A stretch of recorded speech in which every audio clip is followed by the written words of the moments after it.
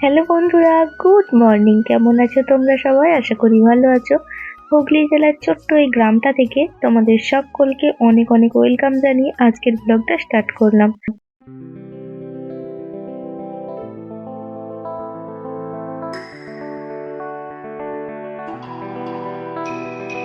সকালবেলা ঘুম থেকে উঠে একটুখানি বাইরেটা ঘুরে এলাম।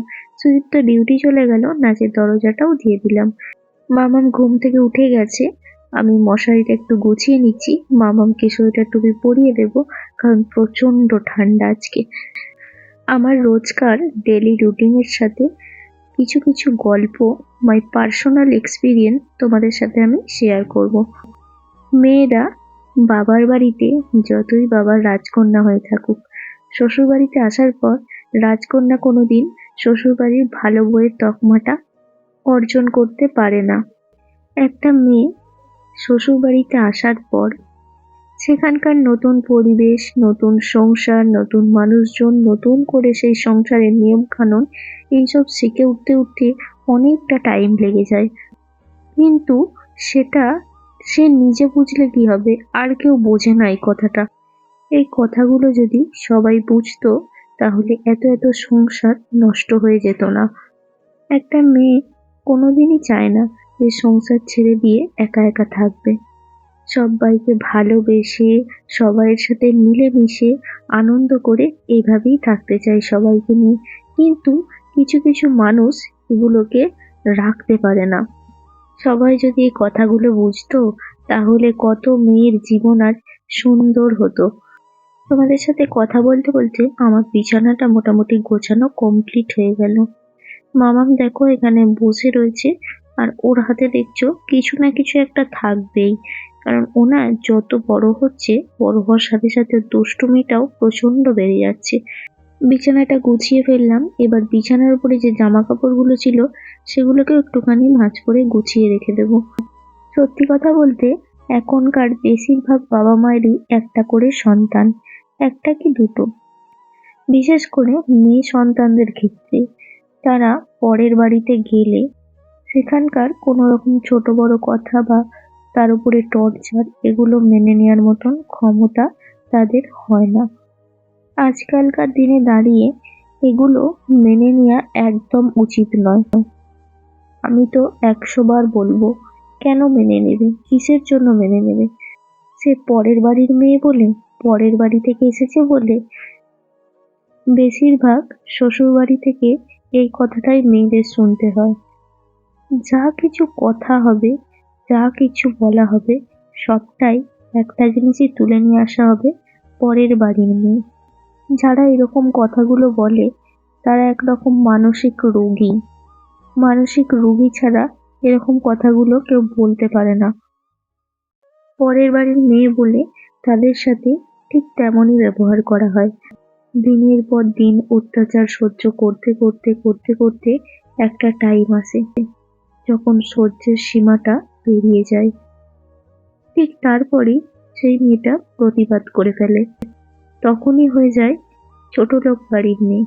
তাদের এই অত্যাচার, তাদের এই যন্ত্রণা, তাদের লাঞ্ছনা সহ্য না করে, প্রতিবাদ করে যদি ছোটলোক বাড়ির মেয়ে হতে হয়, তাহলে ছোটলোক বাড়ির মেয়েরাই ভালো। দেখো বন্ধুরা, তোমাদের সাথে কথা বলতে বলতে এখানে আমি বাটি করে জল বসিয়ে দিয়েছিলাম। একটুখানি জল নিয়ে মামামের জন্য কমপ্ল্যানটা গুলে নিলাম, আর তার সাথে আমার জন্য 1 কাপ র চা করে নিলাম। সকালবেলা র চাটা খেতে আমার প্রচন্ড ভালো লাগে। চা কমপ্ল্যান করে নিয়ে একদম চলে এলাম বাইরে। কেন বলো তো? ঘরের মধ্যে অন্ধকার, কারেন্ট নেই, কারেন্ট চলে গেছে। তো বাইরে বসে বসে এখন চা খাচ্ছি। মামামকেও ডাকলাম, মামাম কমপ্ল্যানটা খেয়ে নেবে। তারপর দেখো চা কমপ্ল্যান খাওয়া হয়ে গেল, মামামকে এখন পড়াতে বসিয়েছি, সরি লেখাচ্ছি। তো আজকে পড়াইনি ওকে। সবসময় পড়া লেখা একসাথে করলে না ওর প্রচন্ড চাপ হয়ে যাবে। ওই জন্য পড়াগুলো এক টাইম করেছি আর লেখাগুলো এক টাইম করেছি। দেখো এখন একটুখানি তোমাদের সাথে কথা বলে নিলাম, তারপরে দেখো দুয়ার থেকে সোজা চলে এলাম উঠানে। কেন বলতো? কারণ দুয়ারে না রোদ আসেনি তেমন, একটুখানি এসেছিল, কিছুক্ষণ পরেই চলে গেল। সেই জন্য উঠোনে চলে এলাম উঠোনে দেখো রোদ দিয়েছে প্রচন্ড, রোদের তাপটা প্রচন্ড রয়েছে।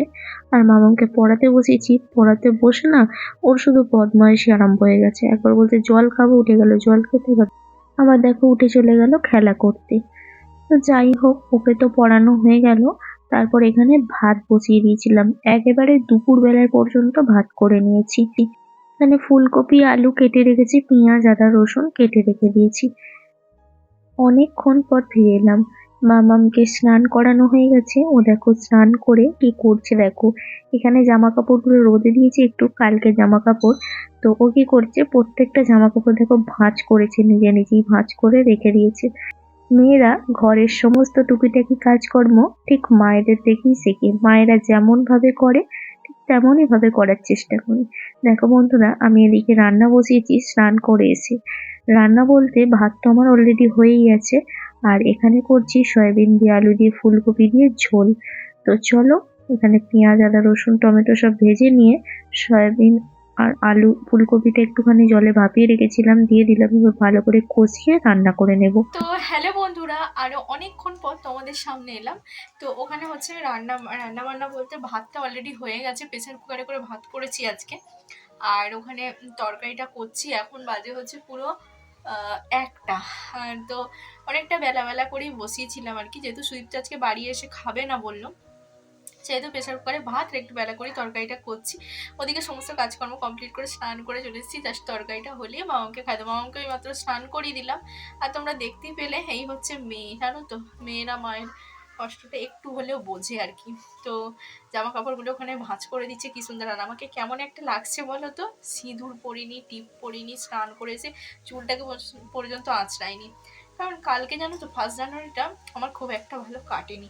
তোমাদের সাথে আমি শেয়ার করবো, দাঁড়াও রান্নাটা করে নিই তারপর। খাওয়া দাওয়ার পরে এখন বসে বসে একটুখানি রিলস বানাচ্ছি। রিলস বানাতে তো আমার প্রচন্ড ভালো লাগে, কারণ মাইন্ড ফাইন্ড পুরো ফ্রেশ হয়ে যায় একদম। তো হ্যালো বন্ধুরা, রান্না বান্না তো কমপ্লিট করেছি, তোমাদেরকে বললাম তরকারিটা করে নিই, তারপর মামাকে ভাত খাইয়ে আমিও খেয়ে নিয়েছি। তো আজকে সেরকম কিছু রান্না বান্না করিনি, সয়াবিন দিয়ে ফুলকপি দিয়ে আলু দিয়ে ঝোল করেছিলাম, আর জলখাবারও ভাত খেয়েছিলাম। তো চলো তোমাদেরকে বলি যে কালকে হচ্ছে 1 জানুয়ারি আছে, 2024 আর অলরেডি পড়ে গেছে, আজকে তো 2 জানুয়ারি। তো এখন হচ্ছে দুপুরবেলা, তো এখনই তোমাদের সাথে একটুখানি কথা বলার সময় হলো আর কি। সময় হলো বলতে কি, মানে ভালো লাগছিল না, যেটা হয় আর কি। তো মাঝে মাঝে মুড সুইং হয় না, সেরকমই কালকে আমার হয়েছিল। কিছু কারণগুলোতে মন খারাপ হয়ে যায় ভীষণ, তো কালকে সেটাই হয়েছে। কালকে কোনো ব্লগ আমি আপলোড করিনি, অলরেডি আমার ফোনে ব্লগ রেডি করাই আছে, বাট করিনি। কালকে একটা মানে জাস্ট আমার মাই লাইফ বলে একটা সেন্ড করেছিলাম আর কি, ওটা সরি আপলোড করেছিলাম ওটা আর কি, বলে আমার কিছু কথা আর কি বলতে খুব ইচ্ছা করছিল তাই করেছিলাম। তো চলো, এটাই হচ্ছে, এমনি জাস্ট কিছু না। মুড সুইং তো মাঝে মাঝে হয় এরকম, তাই না? তো সেটাই হয়েছিল আর কি। ওটা তো আমি আপলোড করেছি অলরেডি, অনেকে বলেছে অনেকে দিয়েছে, হ্যাঁ সত্যি ঠিকই, মানে পাস্ট ইজ পাস্ট, তাকে আর ভেবে নিয়ে লাভ নেই কিছু। তো এখন বর্তমানে কিভাবে বর্তমান কিভাবে থাকবো, ভবিষ্যতে কিভাবে এগিয়ে যাবো সেটারই চিন্তা ভাবনা করতে হবে আমাদের, এটাই হচ্ছে ব্যাপার। তো চলো, এই হচ্ছে বলার ছিল এটুকুই। সাথে থাকো, সবাই পাশে থাকো, এটাই বলবো। আর হ্যাঁ, আর একটা জিনিস, সকলে ভিডিও দেখছো, কমেন্ট করছো, বাট লাইকটা কিন্তু কম হয়ে যাচ্ছে, তাই না? লাইকটাও সবার আগে দিয়ে দিও তোমরা। তো চলো, এটাই। এবার এখন হচ্ছে আমি তোমাদের জন্য ভিডিও এডিট করব, অলরেডি আমার এডিটিং হয়ে যাচ্ছে, জাস্ট কয়েকটা ক্লিপসে ভয়েস ওভারটা বসাবো, তাহলেই হয়ে যাবে। তো চলো, এটাই ব্যাপার, রেডি করে নিই তারপর আপলোড দিয়ে দিই, ঠিক আছে? পরে আসছি বিকালবেলা, সুইফট তো ডিউটি গেছে, ও বাড়ি আসুক তারপর আসছি, চলো টাটা। দেখো বন্ধুরা, এখন ফুচকা যাচ্ছিল, ফুচকা নিয়ে নিয়েছি, রেস্ট নিচ্ছিলাম এতক্ষণ শুয়ে শুয়ে। আর এখন মাম্মাম আর আমি ফুচকা খাচ্ছি বসে বসে। দেখো কেমন মাম্মা ফুচকাটা খেতে, হুম, তেঁতুলবেলা জল দিয়ে খাচ্ছি, দেখো এই বেলায় ঝাল লাগেনি। তো হ্যালো বন্ধুরা, অনেকক্ষণ পর ফিরে এলাম। তো সিফট তো এসছে, বাড়ি এসে তখন কটা বাজে, 5টা 20-25 হবে আর কি।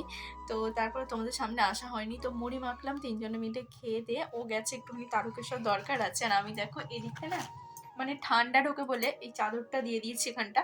আর এখন আমি বসেছি দেখো মামামের বইগুলো মলাট করতে।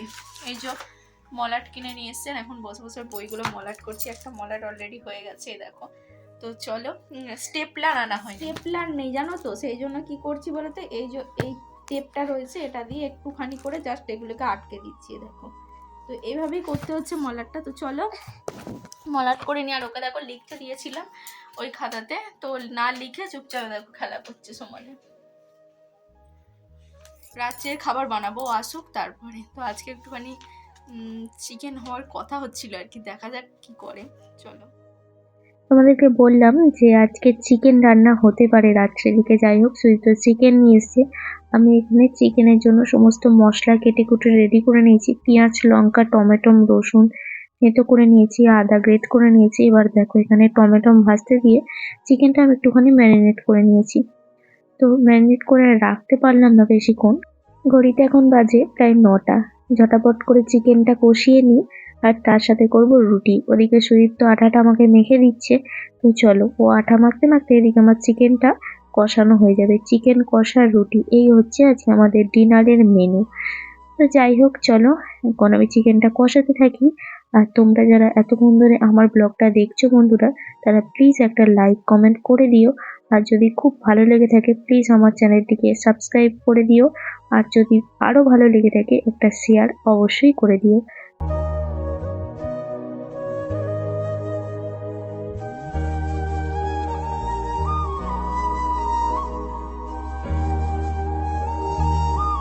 তো দেখো বন্ধুরা, ডিনার নিয়ে বসে গেছি। চিকেন কষা, রুটি। তো দারুণ দারুণ আজকে ডিনারটা ছিল। তো চলো বন্ধুরা, খাওয়া দাওয়া করে নিয়ে আর বেশিক্ষণ বসে থাকতে পারছি না। যাই হোক, মামাম তো ঘুমোচ্ছিল, মামামকে আগে খাইয়ে দিই চলো, তারপর আমি খেয়ে নেব। হ্যালো বন্ধুরা, দেখো আমাদের ডিনার কমপ্লিট। এখন আমরা শুয়ে পড়েছি, আমি আর মাম্মা। আর ওই যে সুইপটা আসছে ওই ঘরে, এখন কিট্টু সোনার সাথে একটু খেলা করছে। তো চলো বন্ধুরা, আজকের মতো ব্লগটা এখান পর্যন্তই। আমাদের ব্লগ যদি তোমাদের ভালো লেগে থাকে প্লিজ আমার চ্যানেলটিকে like comment share and subscribe করে দিও। চলো সবাইকে টাটা, গুড নাইট। মাম বলে দাও good night. Tata, good night. হুম।